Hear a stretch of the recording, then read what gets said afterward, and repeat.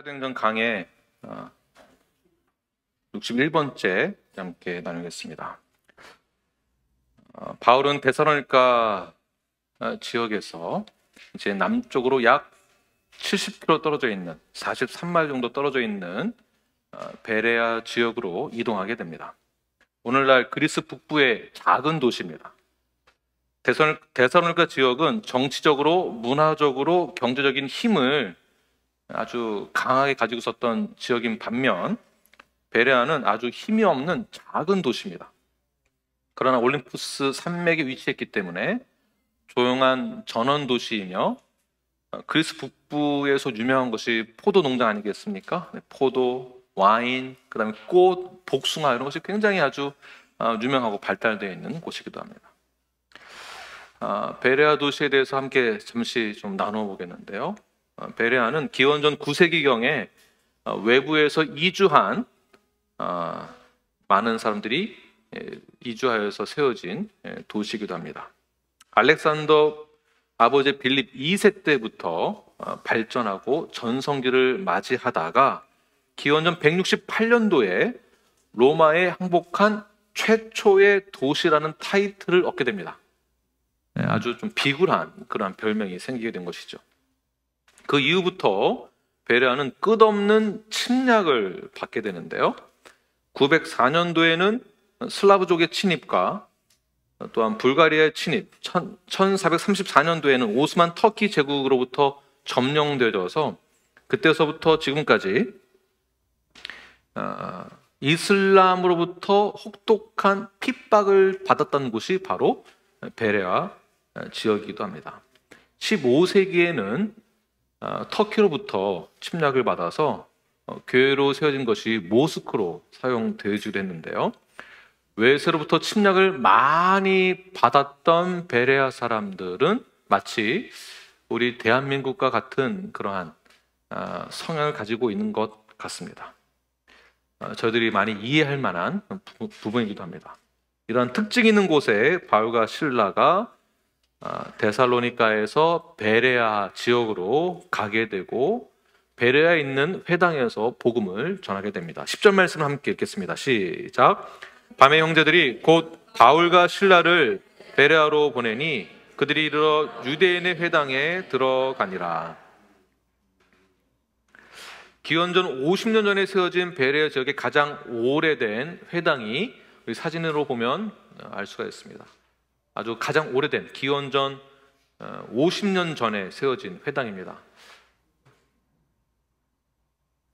이 회당이 이제 뭐가 유명하냐면 이 회당에 있었던 유대인들이 2차 대전 당시 히틀러와 나치에 의해서 대부분 유대인들이 폴란드의 수용소로 끌려간 최초의 유대인 회당이기도 합니다. 데살로니가에 있는 믿음의 형제들이 바울과 실라를 왜 이곳으로 보냈을까요? 이곳은 지성학적으로는 굉장히 외떨어진 곳이었고 정치적으로나 상업적으로 중요한 곳이 아니었기 때문에 데살로니가에 있는 형제들이 바울을 피신하기 위해서 가장 적합한 곳이다라고 생각을 했었기 때문에 베레아로 보냈을 것이다라고 보고 있습니다. 두 번째 이유로는 베레아 지역에 회당이 있었습니다. 작은 도시였는데도 회당이 있었다는 것을 알 수가 있습니다. 11절 말씀을 함께 읽겠습니다. 시작. 베레아에 있는 사람들은 데살로니가에 있는 사람들보다 더 너그러워서 간절한 마음으로 말씀을 받고 그것이가 하여 날마다 성경을 상고함으로. 오늘 11절 말씀을 자세히 우리 살펴보도록 하겠습니다. 특히 베레아 사람들은 오랜 침략과 핍박을 받았는데도 그들은 어떠한 사람으로 말하고 있습니까? 너그러운 성품을 지녔다. 즉 신사적이었다. 그리고 너그럽다. 이 너그럽다의 원어를 살펴보니까 출신과 가문이 좋은 사람들, 고귀한 사람들, 고상한 사람들이라는 것이에요. 이런 말만 들어도 참 좋죠. 옆 사람 보시고 당신은 참 고귀하십니다. 한번 말씀해 보십시오. 또 다시 한번 당신은 참 고상하신 분이십니다. 고상하고 고귀하고 어떤 뜻이라고요? 너그럽다. 참 너그럽다. 고기가 먹고 싶다고요? 네. 은희자매님 참 고상하십니다. 네. 데살로니가 지역에 있는 사람들과 베레아 지역에 있는 사람들이 여기에서 차이가 나죠. 차이가 분명히 있습니다. 데살로니가 사람들은 복음을 받아들이지 않았습니다. 그러니까 어느 한편으로는 영적으로는 무식한 자들이라고 볼 수밖에 없습니다. 그들은 거칠었고 폭력이 난무했으며 정치적 음모와 음해를 자연스럽게 자행하던 자들이었습니다. 한마디로 아주 고약한 사람들. 그러나 베레아 사람들은 어떻더라고요? 너그럽다. 네, 순수하고 인간적인 성품을 가지고 있고 온유하며 학문적인 지식을 지니고 있는 자. 네. 이들에게 복음이 전해지게 되는데요. 복음이 전해졌을 때 이들은 어떠한 반응을 가지고 복음을 받아들였는가, 요거를 11절 말씀을 통해서 함께 나누기 원하는데요. 우리 11절 말씀 다시 한번 보겠습니다. 베레아에 있는 사람들, 시작. 베레아에 있는 사람들은 데살로니가에 있는 사람들보다 더 너그러워서 간절한 마음으로 말씀을 받고, 자, 첫 번째, 여기까지요. 첫 번째, 어떻게 말씀을 받았습니까? 간절한 마음으로. 여러분들은 말씀을 받을 때에 간절함이 있으십니까? 네. 아멘이시죠? 다시 한번 인사하겠습니다. 간절하게 말씀을 받읍시다. 네, 여기서 간절하게 말씀을 받았다라는 것이 그렇다면 무엇인가? 여기서 한번 또 나누어 보도록 하겠습니다. 이 뜻은 고상하게, 또 세련되게, 진지하게 말씀을 받았다라는 뜻이에요. 그냥 기독교의 교리를, 복음을 무작정 받아들인 것이 아니라 어떻게 해요? 진지하게, 고상하게 복음을 받아들이되 허튼 마음을 받지 않고 그냥 그런가 보다라는 식으로 복음을 받아들이는 것이 아니라 어떻게 해요? 고상하고 진지하게 받아들였다. 영적인 목마름을 가지고 받아들인 것입니다. 진지하게 받아들이되 고찰하고 생각을 깊이 해서 정성스러운 마음으로 말씀을 받았다라는 것이에요. 한마디로 쉽게 얘기해서 말씀을 가볍게 여기지 않았다라는 것입니다. 우리가 전도를 하거나 또는 복음을 받아들일 때의 입장에 있을 때 여러분들은 그 복음을 어떻게 전하셨으며 여러분은 어떻게 그 복음을 받아들이셨습니까? 친구가 오라고 하니까 교회에 왔고, 믿으라고 하니까, 믿으면 된다라고 하니까 알았어 믿을게 하고 말로 믿는다고 했고, 출석하라고 하니까 출석했고, 멤버가 되라고 하니까 그냥 멤버가 됐고, 이렇게 해서 30년, 40년이 흘렀습니다. 여러분들은 복음을 받아들이시고 어떻게 반응하셨습니까? 또는 언약에 참여한다라는 것, 멤버십을 갖는다라는 것, 똑같은 것입니다. 여러분들은 어떻게 언약을 받아들이셨습니까? 여기서 믿는다라고 할 때에는 베레아 사람들은 간절한 마음으로 진지하게 생각을 했다라는 것이에요. 복음은 무엇인가? 나에게 어떠한 영향을 주고 있는가? 고찰해보고 생각해보고 이 말씀을 가볍게 여기지 않았다는 것입니다. 또는 말씀에 대한 허기가 있었기 때문에 간절한 마음으로 받은 것이죠. 다시 말해서 건성공성 말씀을 받지 않았다는 것입니다. 아는 척하는 정도의 수준이 아니라 적당히 말씀을 듣는 정도의 수준이 아니라 영적인 목마름을 가지고 영적인 기대감을 가지고 말씀을 흡수한 것입니다. 흡수가 되는 거예요. 우리 성도들 중에서도 말씀을 들을 때 눈빛이 반짝반짝반짝 하는 분들이 계세요. 지금 모두가 다 그러시네요. 반짝반짝반짝. 옆 사람 눈이 어떤가 한번 보십시오. 반짝반짝 하는가? 네. 반짝반짝반짝. 아니면 동태 뭔가 아직도 잠이 들 깨셔가지고 지루하다. 이거 언제 끝나나? 네. 이런 것이 아니라 눈빛이 어떻다고요? 네, 반짝반짝. 어떤 분들은 말씀을 가볍게 여기지 않기 위해서 능동적으로 막 적는 분들이 계세요. 지금 많이 적고 계시거든요. 아주 좋은 것입니다. 적고 밑줄 긋고 하이라이트 하는 것이요. 과거에는 야 그런 거 해봐 아무 소용 없어라는 말도 있었는데 지금은 이 뇌를 연구하는 두뇌를 연구하는 학자들이 이제 말하는 것은 밑줄 긋고 하이라이트 하는 것도 다음에 다시 살펴볼 때 큰 도움이 된다. 좋은 거라고 말하고 있습니다. 잘하고 계시는 것입니다. 말씀을 적고 어떻게 해서든지 말씀을 이해하고 하나라도 빼놓지 않기 위해서 이 말씀을 내가 듣는다, 받겠다, 먹는다라는 심정으로 말씀을 그렇게 귀히 여겼다라는 것입니다. 간절한 마음으로. 베레아 사람들은 바울이 전하는 복음을 듣고 나서 진지하게 고찰했습니다. 정성스러운 마음으로 신중을 다해서 복음이 무엇인지, 이들이 전하는 기독교의 가치관이 무엇일까? 이들이 전하는 이 복음의 핵심이 무엇인가? 학문적으로, 종교적으로 연구하고 고찰했다. 그리고 나서 복음을 받아들인 것입니다. 헛된 마음으로 그냥 누가 꼬셔서 전한 말에 귀가 얇아서 혹 넘어가는 말에 복음을 받아들인 것이 아니라 어떻게 받아들였습니까? 진지하게 간절한 마음으로 갈급한 마음으로 말씀을 받았다라는 것입니다. 이와 동일하게 눈앞에 모든 성도들이 말씀을 듣는 어떠한 장소에서 말씀을 듣는다라는 것은 교회에서만 듣는 것을 말하는 것일까요? 아닙니다. 말씀은 어디에서나 말씀이 존재합니다. 성경을 우리가 가지고 다닐 수도 있고요. 성경 앱을 통해서도 볼 수가 있습니다. 성경을 통해서 또는 설교, 말씀을 들음을 통해서 우리는 말씀을 진지하게 들을 수 있습니다. 그 말씀을 진지하게 받아들이시는 저와 여러분이 되게 간절히 축원합니다. 두 번째, 사도 바울이 복음을 전할 때 베레아 사람을 어떻게 받아들였는가? 깊이 생각했다라고 11절 후반절에서 말씀하고 있는데요. 후반절 보시게 되면 이것이 그러한가 하여.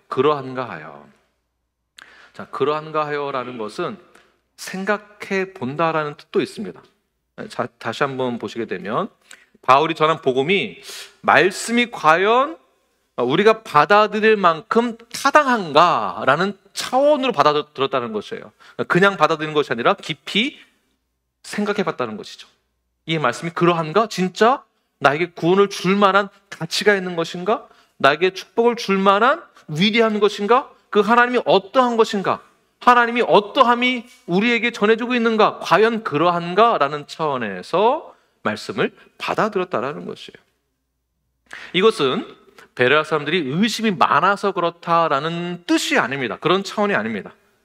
믿음이 부족해서도 아니고요. 의심이 많아서도 아닙니다. 오히려 그들은 철학적으로, 학문적으로 사고와 지성을 가지고 복음에 대해서 연구하고 깊이 생각했다라는 것이에요. 어떻게요? 철학적으로, 학문적으로 사고와 이성과 지성을 가지고 깊이 연구했다. 뉴라이프 성도는 어떻습니까? 똑같죠. 제자훈련 그냥 받지 않으시죠? 깊이 연구할 만큼 우리가 고찰해볼 만큼 중요한 그 띠을 가지고 우리가 함께 나누고 또 토의하기도 합니다. 디스커스를 하게 되죠. 질문을 하고 그냥 성경 공부하는 차원이 아니죠. 깊이 이 말씀이 우리에게 얼마큼 중요한가, 말씀의 권위는 어떠한가, 나의 삶을 바꿀 수 있을 만한 진리가 되는가에 대해서 생각을 해본다라는 것이에요. 이것은 의심이 많은 것이 아니라 어떻다고요? 좋은 것이다. 우리에게 필요한 것이다. 이것은 부정적인 자세가 아닙니다. 오히려 우리를 참된 진리로 인도해내는, 정확한 진리로 인도해내는 지성적인, 지적인 아주 좋은 자세입니다. 좋은 자세. 물론 꼭 이러한 자세가 복음을 받아들이는 가장 좋은 자세다라는 것은 아닙니다. 이들의 성향이, 베레아 사람들의 성향이 그러했다라는 것이, 그러한 성향이 나쁜 것이 아니다라는 것을 지금 말씀드리고 있는 것입니다. 사실 성경을 객관적으로 연구하고 고찰한다라고 해서 성경이 다 이해가 되는 것은 아니죠. 네, 사실 우리가 연구한다고 다 이해가 되는 것은 아닙니다. 이런 방식이 나의 믿음을 더 증가시키고 견고하는 것이 100% 맞다라는 것도 아닙니다. 믿음 어디까지나 내가 잘해서 얻는 것이 아니라 하나님의 주권에 의해서 나에게 주어지는 선물이기 때문에 그렇습니다. 에베소 2장 8절 말씀을 함께 읽겠습니다. 시작. 너희는 그 은혜에 의하여 믿음으로 말미암아 구원을 받았으니 이것은 너희에게서 난 것이 아니요 하나님의 선물이라. 네. 하나님의 선물에 의해서 우리가 구원을 받게 된다는 것.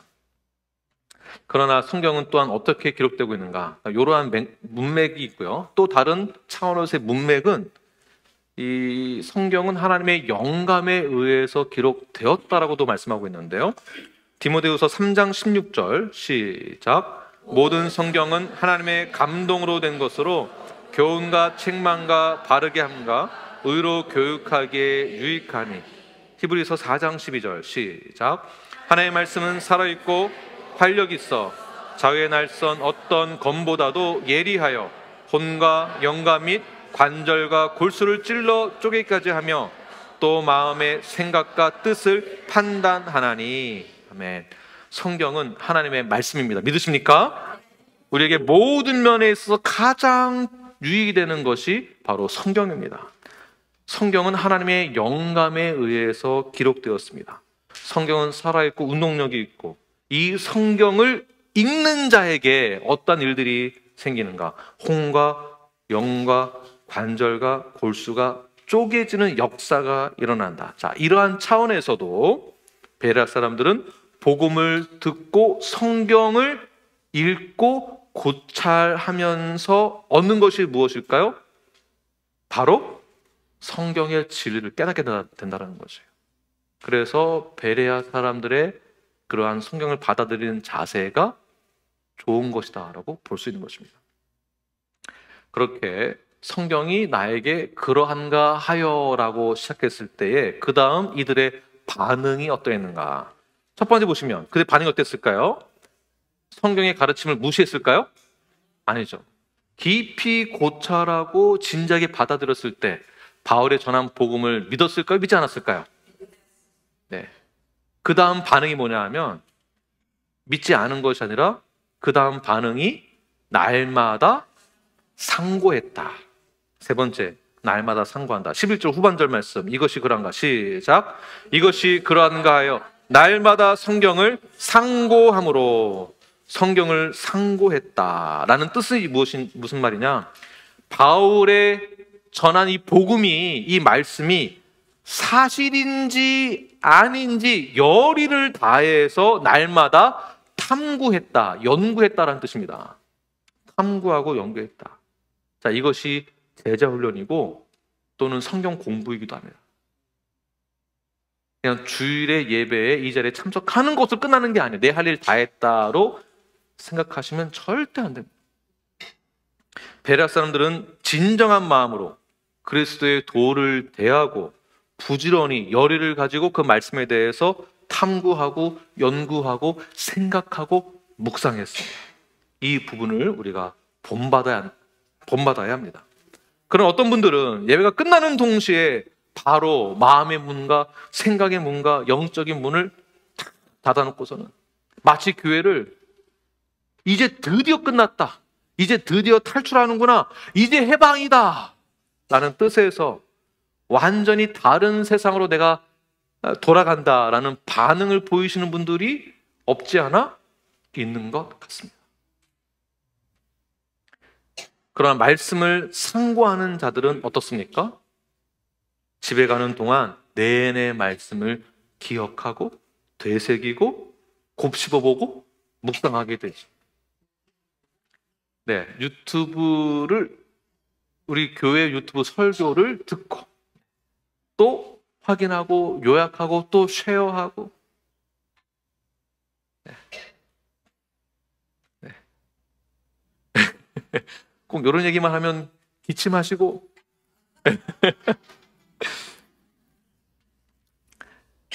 말씀에 대한, 성경에 대한 이 모든 것에 대해서 우리는 상고해야 합니다. 믿으십니까? 그냥 믿는다 말로만 믿는다라고 하지 마시고, 말로만 성도라고 하지 마시고, 말로만 내가 멤버다라고 하지 마시고, 어떠한 반응이 있어야 된다고요? 날마다 상고한다. 상고한다. 특별히 말씀을 상고하는 자들은, 성경적 표현으로는, 또 다른 표현으로는 말씀에 대한 목마름이 있는 자들입니다. 목마름이 있는 자. 그런 목마름이 있는 자들에게 주시는 특별한 은혜가 있는데, 그것이 어떤 은혜인가? 성령님의 조명하심이 그 안에 있는 것이에요. 성경을 알게 되고 깨닫게 되고, 성령님이 조명해 주시기만 하면 성경의 전체 문맥이 이해가 되면서 날마다 새로운 거예요. 날마다 새롭습니다. 예레미야서 29장 13절 말씀 읽겠습니다. 시작. 너희가 온 마음으로 나를 구하면 나를 찾을 것이요 나를 만나니라. 나를 온 마음으로 구하고 찾으면 어떻다고요? 하나님을 만나게 된다. 우리는 똑같이 말씀을 듣고 똑같이 복음을 듣고 했는데, 말씀을 상고하는 자들에게는 다른 특별한 은혜가 있다는 것입니다. 그래서 신앙생활을 오래 했다라는 거하고 성경을 우리 아직 어린아이 신앙이지만 성경을 묵상하는 것에 대해서는요, 이게 연수하고는 차원이 다릅니다. 아무리 신앙생활을 오래 했고, 우리 엄마가 권사고 우리 아버지가 목사고 장로라고 해도 그거하고는 아무 상관없어요.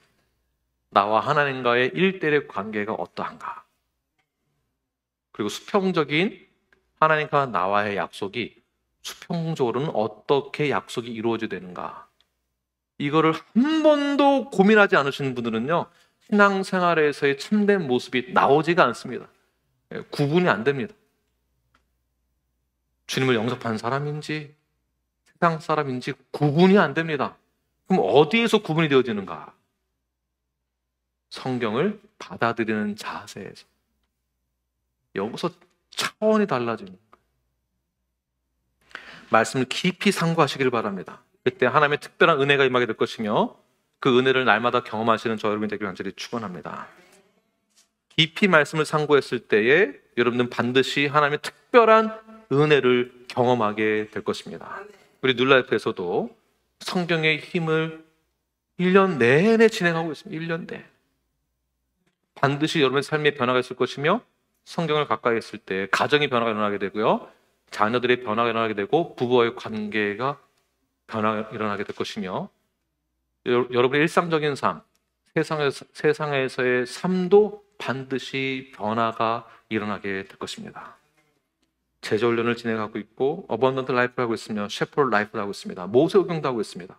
지난주부터는 우리 청년들, 영어권 청년들, 우리 그레이스, 세라, 폴, 맥스, 여기 왔나요? 네, 맥스 있고, 또 젊은 우리 보라 아빠인가요? 젊은 청년 같은데, 네, 우리 보라 아빠도 있고, 네, 우리 청년들이, 영어권 청년들이 우리 말씀을 나누기로 시작하였습니다. 우리 청년들을 위해서 뜨거운 마음으로 격려 박수 한번 드리겠습니다. 네, 전혀 안 뜨거워 보여요. 안 뜨거워 보여요. 네, 우리 이름을 기억하시면서 그레이스, 그다음에 세라, 폴, 맥스 기억하시면서 우리 뜨거운 박수 함성으로 함께. 네.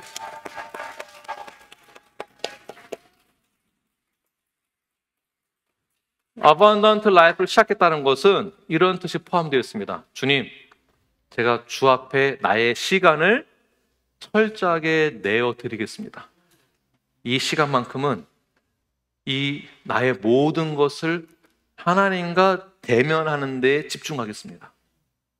이 시간을 위해서는 또 준비를 해야 되겠죠.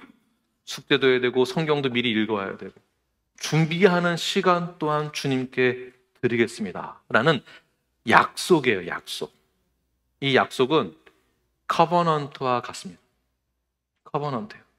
우리 청년들이 이 어번던트 라이프 하는 그 시간만큼은 철저하게 하나님이 주신 나의 시간을 내가 다시 주님께 드린다라는 차원으로 이해하시고 결정하셔서 우리 심재 목사님이 말씀을 잘 가르칠 때에 여러분들은 그 말씀을 잘 받으시길 바랍니다.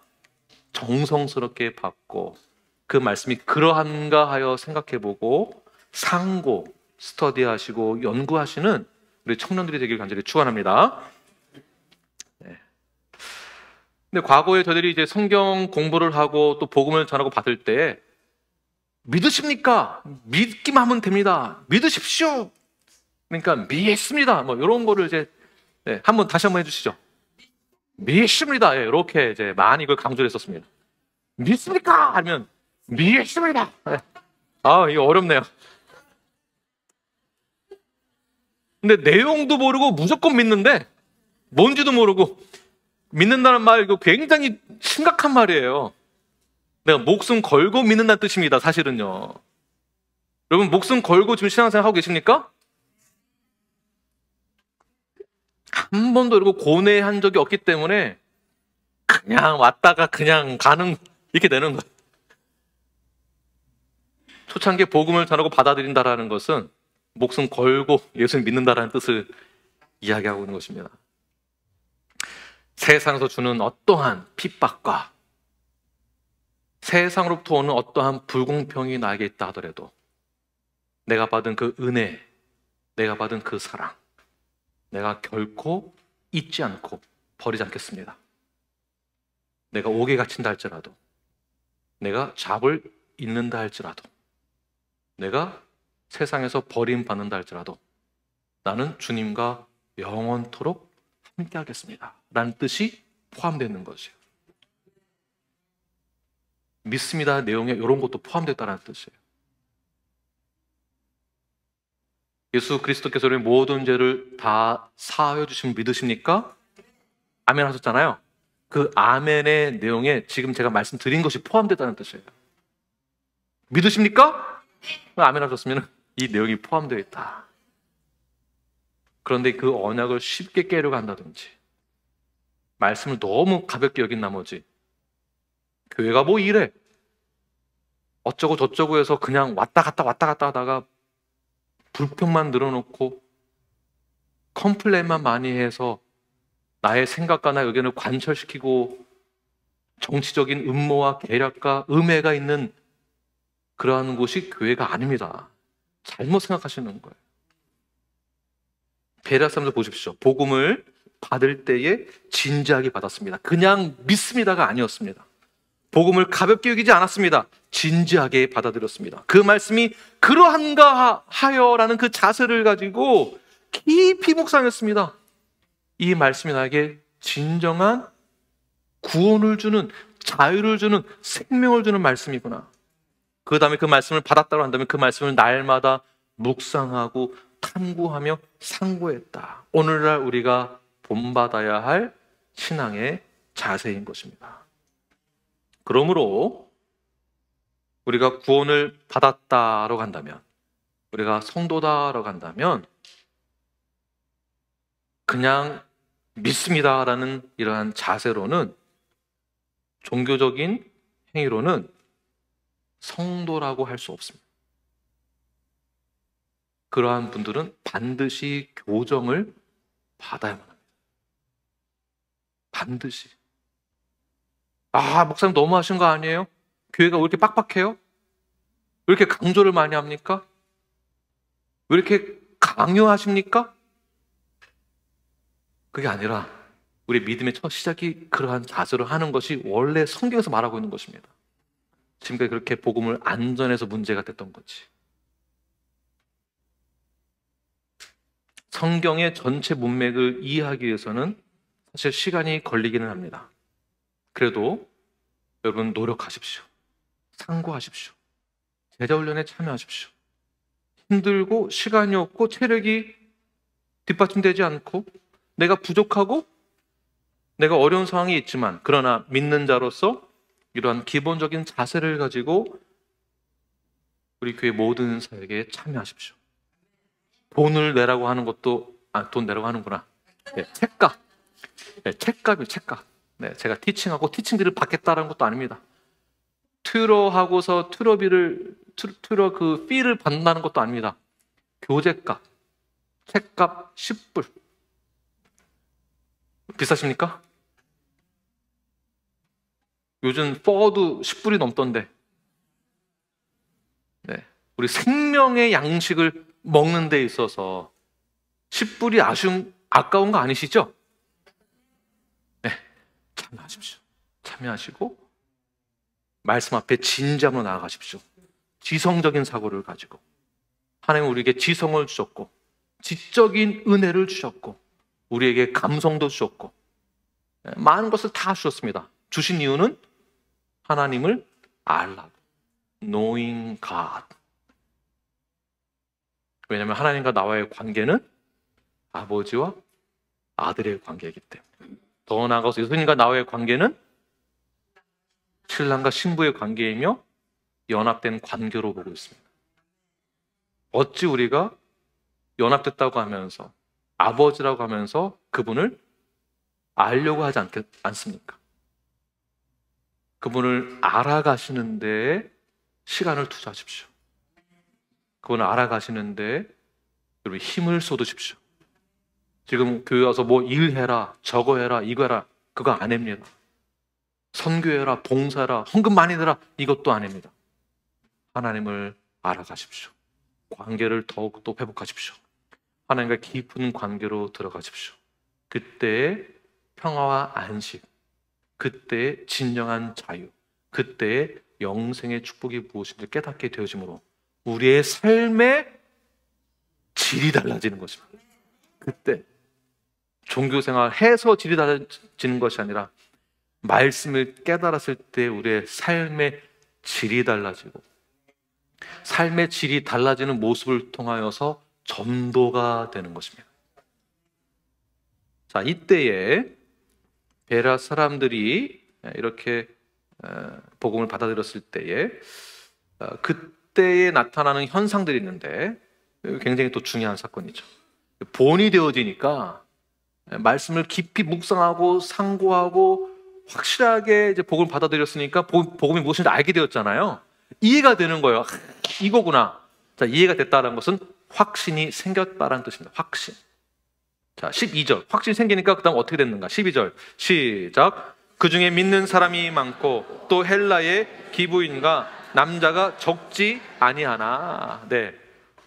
어떻게 됐습니까? 기부인이 늘어나고 그 다음에 남자가 어떻다라는 건가요? 많아졌다는 뜻이에요. 많아졌다. 한국교회, 한국에 있는 교회 보면 교회에 누가 많을까요? 대부분 여성분이 많으세요. 여성분이 참 많으세요. 그래서 목사님이 이렇게 신방 가면 뒤에 권사님들이 여기 자매님들이 쫙 이렇게 가시고 복음을 묵상하고 확신을 갖게 되니까 부흥이 일어나게 되는데 믿는 자의 수가 증가하게 되었죠. 더 나아가서 귀부인도 증가되었지만 남자의 수도 증가가 되어졌다.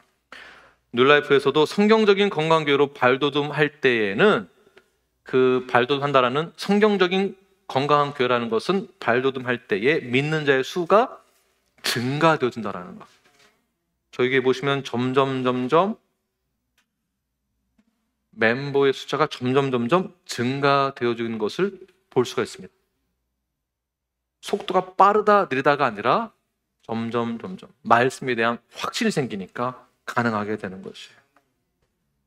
여러분들이 가는 곳마다 복음을 전하시며 복음을 받아들일 준비가 된 자들에게 복음이 전해졌을 때 반드시 이러한 열매가 열리게 될 줄 믿습니다. 이렇게 복음이 전해졌을 때에 데살로니가 지역에서는 남자의 수가 되어졌다는 말은 없는데 특별히 베레아 지역에서 이렇게 남자의 수가 증가되었잖아요. 우리 뉴라이프도 남자의 수가 증가되면 좋겠습니다. 지금 저희 좀 비슷한 것 같아요. 우리 자매들만이 아니라 남자의 수도 증가되어지고, 복음을 전하고 우리 남자들도 복음에 대한 확신을 가지고 열정적으로 말씀을 연구하고 묵상하고 상고하면서 교회가 부흥할 때에 우리에게 열정이 생기겠죠. 이거구나. 저희 지금 제자훈련 받는 퍼센테이지가 90%가 넘습니다. 몇 년 전에는 30%가 안 됐었거든요. 지금 90%가 넘습니다. 열정이 생긴 거예요. 너도 나도 할 거 없이 성경님 하세요. 같이 합시다. 더 열정적으로. 이게 지금 뭐 아주 너무 좋습니다. 열정이 생겼습니다. 이러한 열정이 우리도 생기지만 동일하게 누구도 열정이 생길까요? 사탄도 동일하게 열정이 증가하게 됩니다. 13절 말씀을 함께 읽겠습니다. 시작. 데살로니가에 있는 유대인들은 바울이 하나님의 말씀을 베레아에서도 전하는 줄 알고 거기도 가서 무리를 움직여 소동하게 하거늘. 베레아 지역에서는 베레아 지역에서 일어나고 있는 그 소문이 데살로니가에 있는 유대인들에게도 소문이 퍼지게 되었습니다. 안 그래도 바울을 잡지 못해서 안달이 나 있는데 그 소문을 들으니까 어떻게 했을까요? 그 멀리 떨어진 데까지 도시락 싸들고 와서 방해하려고 온 거예요. 누구를요? 바울이 전하는 복음을. 그들의 전형적인 방해 공작이고 수법, 무엇입니까? 군중을 선동하고 폭력배의 힘을 빌려서 억압하는 그런 일을 일삼는 것이 바로 그들이죠. 참 대단합니다. 자기 일을 할 것도 바쁜데 그거 복음 전하는 거 방해하려고 그 멀리 차가 있는 것도 아니잖아요. 그리고 베레아지에 가려면 어디를 넘어가야 된다고요? 올림푸스 산맥을 넘어가야 되는데 그 힘든 거를 해내는 열정, 바로 사탄이 그러하다라는 것입니다. 자신의 돈을 들여서, 자신의 힘을 들여서, 자신의 시간을 들여서 거기까지 찾아가서 방해한다라는 것. 마치 어디에 홀린 사람 같지 않습니까? 왜냐하면 사탄에게 마음이 사로잡혔기 때문에 그러한 열정이 나오는 것이죠. 그러한 힘든 것을 감당내는 것, 사탄의 열정, 사탄의 마음에 사로잡혔기 때문에 그런 방해 공작을 그렇게 최선을 다해서 합니다. 사탄이 이들에게 힘을 주고, 사탄이 이들에게 용기를 주고, 사탄이 이들에게 열심과 열정을 주었습니다.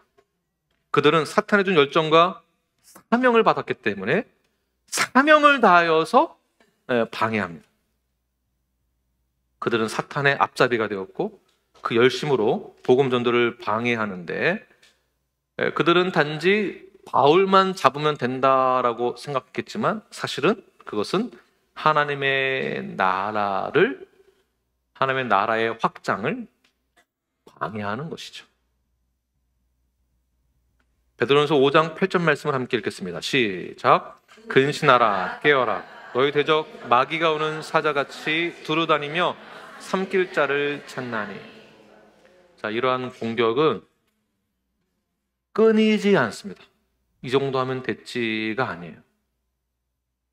우리도 사명을 가지고 하나님이 우리를 격려하시고 하나님이 우리를 인도하시고 하나님이 우리를 이끄신다는 확신을 가지고 우리가 사명을 잘 감당할 때에 우리에게 열정이 생깁니다. 그 열정은 우리만 생기는 것이 아닙니다. 사탄도 동일한 열정을 가지고 사탄이 격려하며 위로하며 힘을 쏟아주는 사탄의 앞잡이가 우리에게 항상 우리의 삶을 방해하는 자들이 있다는 것입니다. 사악한 유대인들의 공격이 이제는 새삼스럽지도 않습니다. 왜 그럴까요? 그들의 뒤에는 사탄이 자리 잡고 있기 때문에 그렇습니다. 우리의 사역과 우리의 신앙의 여정에 이런 비슷한 공격이 참 많이 있는데요. 이때 우리는 어떻게 해야 할까요? 질문입니다. 질문. 이런 공격을 할 때 어떻게 될까? 첫 번째, 포기한다. 두 번째, 같이 싸운다. 세 번째, 성령의 지혜를 구하고 그 지혜로 상황을 잘 대처한다. 네, 어떻게 될까요? 3번이죠. 3번. 성령의 지혜를 구하고. 근데 우리는 대부분 포기하는 경우들이 상당히 많이 있습니다. 네, 포기하는 경우 굉장히 많이 있습니다. 포기하는 경우. 나는 여기까지인가? 나는 더 이상 자격이 없는가? 나는 아빠가 될 자격이 없는가? 나는 사업을 할 자격이 안 되는가? 이런 영적인 공격으로 인하여서 다 포기하게 되는 경우도 있죠. 또는 똑같이 싸우는 경우도 있죠. 똑같이. 네. 날 공격을 해? 너도 한번 받아봐라. 네. 같이 죽자. 너 죽고, 아니구나. 너 죽고 난 살자. 성령의 지혜를 구한다는 것은 어떤 것인가? 오늘 본문에서 저는 이렇게 한번 해석을 해보았습니다. 지금 일어나고 있는 상황을 자세히 보게 되면 공격이 일어났을 때 우리는 기도하면 하나님께서 사탄을 물리쳐 주시거나 사악한 유대인들을 돌려보내 주시거나 또는 그들이 어떤 문제가 생겨서 그들이 포기하게 만들어주는 것을 우리는 기대하게 되죠. 이것이 우리의 기도 제목입니다. 하나님 제발 저 사탄의 앞잡이들을 제발 막아주세요. 내가 승리하게 해주세요. 이런 기도를 하게 되죠. 그래서 기적과 같은 압도적인 상황이 역전이 나에게 생기도록 기도를 하는데 그러한 기도에 하나님은 잘 응답 안 해주시더라고요. 안 해주세요. 14절에서 말하고 있는 그런 상황을 다시 한번 보겠습니다. 시작. 형제들이 곧 바울을 내보내어 바다까지 가게 하되 실라와 디모데는 아직 거기 머물더라. 또 방해하고 공격하고 힘들게 하니까 어떻게 됐습니까? 베레아 형제들이 어떻게 했다고요? 바울을 내보냈다. 피신시켰다는 것이에요. 똑같이 싸워도 이길 만한 상대면은 싸울 생각을 할 수 있을 것 같아요. 그러나 이길 수 있어도 싸우지 않았고 포기하지 않았고 싸우지 않았습니다. 어떻게 했다고요? 그 형제들이 피신시켰다. 피신하는 바울의 입장은 어떠할까라는 것을 제가 한번 생각해 보았습니다. 내가 이거 한 주먹감도 안 될 것 같은데 어떻게 해볼까? 내가 피하면은 저들이 나를 어떻게 생각할까? 나를 우습게 보고 또 쫓아오는 거 아니야? 이런 생각 했을 수도 있겠죠. 바울이 옛날에 어떤 사람입니까? 불같은 성격에 한번 한다면 하는 사람이거든요. 손 쓸 수 있는 사람이에요. 근데 손 쓰지 않고 어떻게 했다고요? 피했다. 또는 이렇게 열심히 사역을 했고 복음을 전했고 지금까지 쫙 이렇게 해서 여기까지 왔는데 아니 또 공격이 있어. 빌립보에서도 그러더니 피신해서 데살로니까지 왔는데 거기서 또 그러고 피신해서 여기까지 왔는데 또 공격을 해. 난 끝이다. 나는 안 되는 것보다 여기서 이제 그만. 포기하지도 않았습니다. 어떻게 했다고요? 피신했어요. 피신할 때 이런 마음이 들었을 수도 있지만 그래도 피신을 했다. 성령 주신 지혜를 가지고 상황을 지혜롭게 잘 대처했다.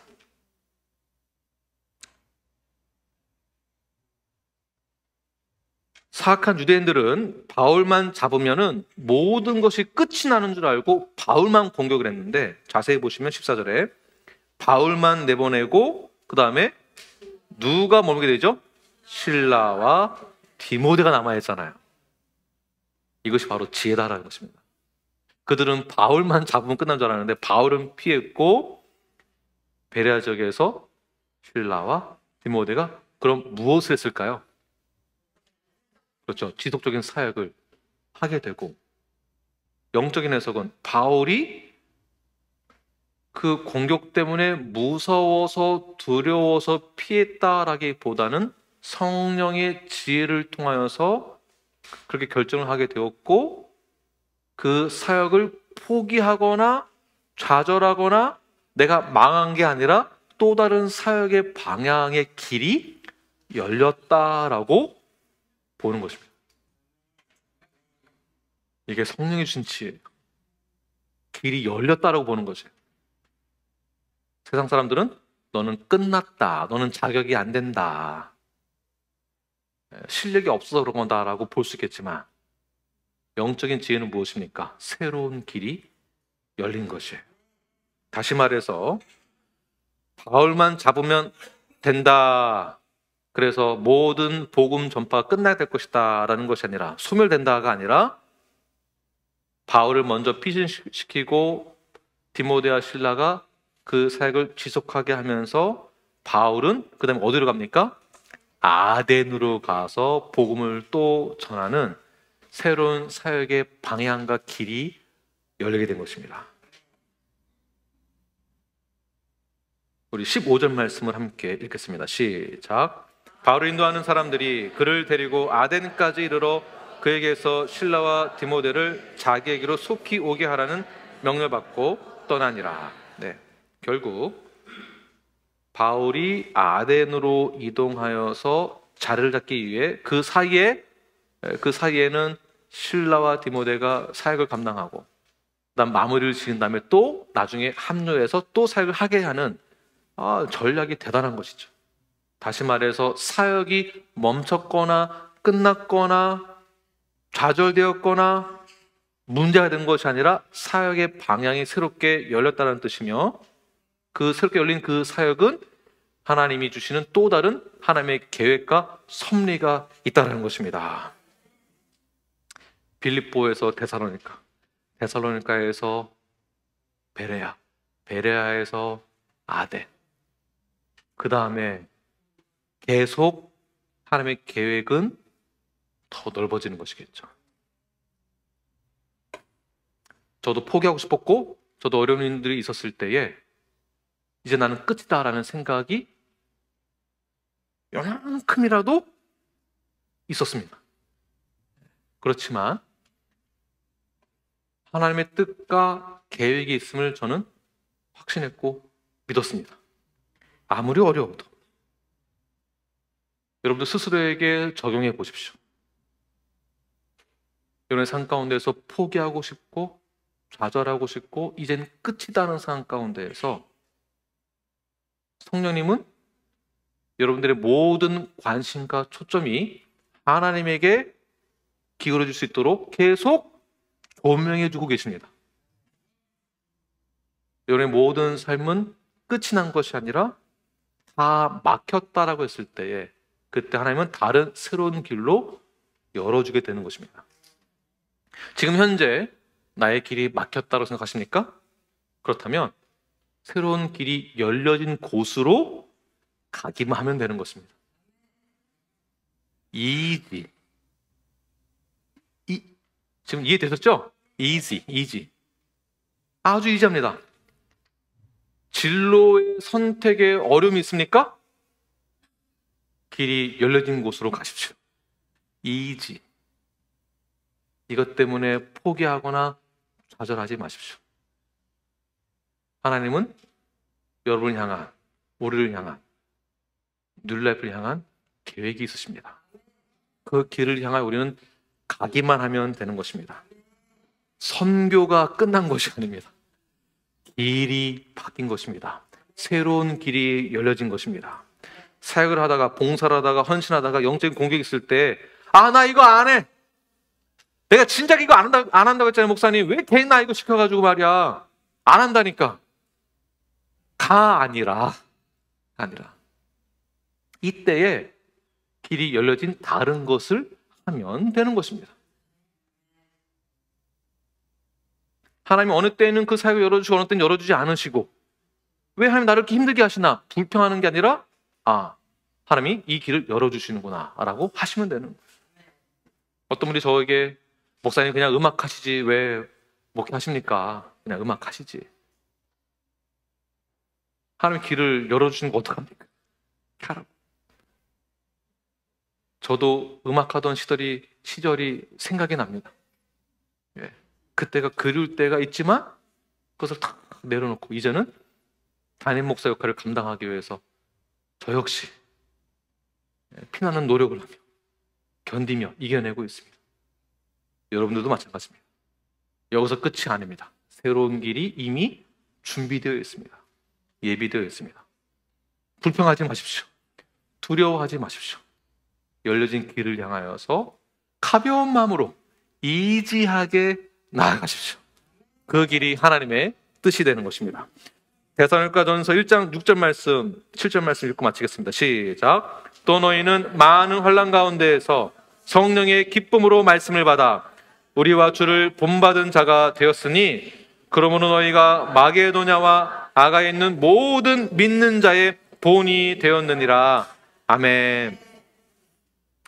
데살로니가 지역에 있는 교회는 안식일 3번만 지냈던 바울의 그 시간이 나중에는 그들이 과연 성도 과연 잘하고 있을까 걱정됐었는데 그 많은 환난과 어려움이 있음에도 불구하고 그들이 어떻게 했다고요? 믿는 자의 본이 되었다. 환난이 있지만 본이 되는 자가 되었다.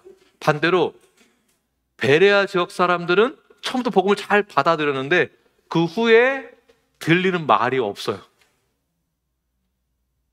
들리는 말이 없어요. 저는 저희 눌라프 교회가 과거에는 이렇고 저렇고 어땠고 이랬는데 시간이 지나 거기는 끝나는 줄 알았는데 시간이 지나 믿음의 본이 되는 교회가 되었다라는 좋은 소식이 많이 일어나는, 여러분의 개인적인 삶 가운데서 그런 소식이 많이 들리는 저와 여러분이 되길 간절히 축원합니다. 기도하겠습니다.